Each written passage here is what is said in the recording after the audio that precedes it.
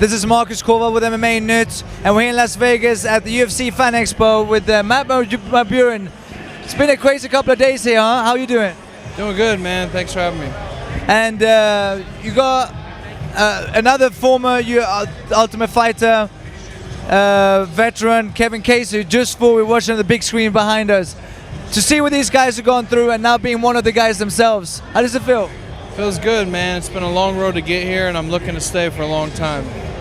It's been a lot of buzz around you after the last fight, a nice knockout. Does that make a difference in your mindset and coming in for this fight? No, not really, man. I try to block out all the negative and positive and just focus on what I got to do to get the win, and that's what I'm doing. How you feeling right now? I feel great, man. I'm a lot better now that I can eat something. There was some, I don't know if you saw after your weigh-in, there was some scuffling back and forth. Did you watch the other weigh-ins? I saw a couple of them, but I'm not sure what you're referring to. Like the BJ potentially fighting his last fight, and did you see those weigh-ins? I saw BJ and Frankie's weigh-in, yeah. There were people saying there was a lot of talk and going back and forth. Did you see any of it? I saw a little bit. BJ kind of put his arm out like he was going to punch Frankie and stuff, so yeah, I mean, I'm excited. I can't wait. Do you think this is BJ's last fight? I really, if I had to bet my money, it'd have to be on Frankie. I just think he's too hungry, and he works hard. But BJ, BJ's BJ. He could surprise everybody, so you can't count him out. Now, being in the Ultimate Fighter house, it's been a few seasons, and I'm sure you watched several of them before going on there yourself. Was it anything like you expected it to be? Yeah, I mean, it was about what I expected. It was just, a kind of a draining experience mentally and physically, but I'm glad I did it. It was a lot of fun. People say that it's mentally draining. Obviously, living with people that you potentially might face or will face. What's the most draining part of being away from life and living in a house with a bunch of fighters? I would say it's just a combination of everything. I mean, living together, we couldn't listen to music at all for 6 weeks, I mean, it was just a lot of stuff like that, and then the camera's in your face all the time. Nobody's used to that.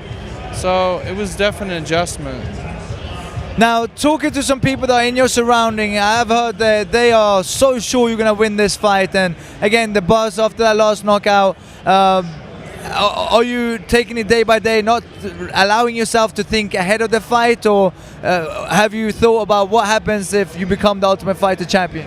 Yeah, I mean, I definitely plan on winning, but I'm not looking past Corey to any other fights or anything like that. I'm focused on the game plan and what I got to do. Corey's a tough guy, so it's not going to be easy to go in there and take this finale from him. So I'm well prepared to go in there and do that. Now, coming into the UFC, winning or not, but coming into being in the UFC, being in a house like this, what has it given you, do you think, over people that don't go into the Ultimate Fighter house? Does it give you the media exposure, obviously, but what else does it give you being in there? I think it gives you a physical and mental toughness edge. I mean, I had to fight twice in 1 week. I mean, you go through a hard camp to fight to get in the house, then you win, then you go right back to training, fight again a couple weeks later, then you fight again a week later after that or whatever. It's just a lot of mental stress and a lot of physical stress on your body. So you can get through 3 fights in 6 weeks. I mean, it's like 3 5-minute rounds is nothing with anybody, I think. Have you been watching every episode of the season? Oh yeah, I've watched every episode like 2 or 3 times. So. Do you feel like it was a good representation of who you are?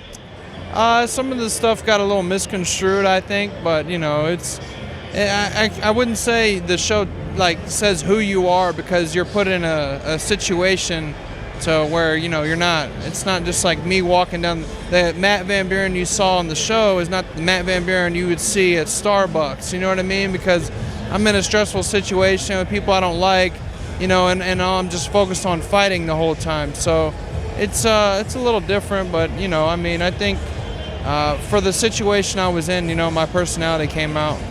So who is Matt Van Buren outside of the Ultimate Fighter and outside the cage?